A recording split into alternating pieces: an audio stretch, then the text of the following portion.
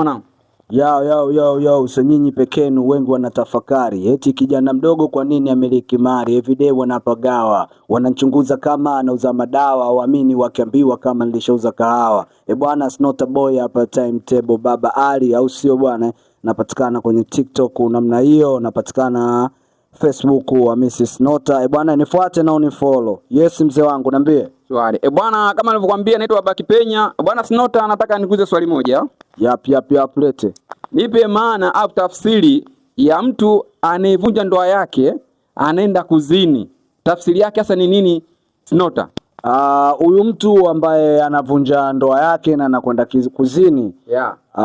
Huyu ni mtu ambaye ana tofauti sana na au ana tofauti kabisa na mtu ambaye anauza nyumba yake na anakwenda kupanga.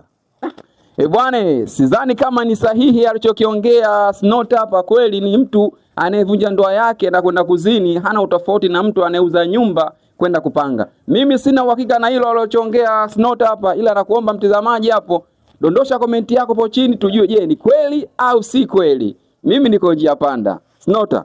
Yes, nashukuru bwana kwa ushirikiano wako na ushukuru pia kwa ufafanuzi wako.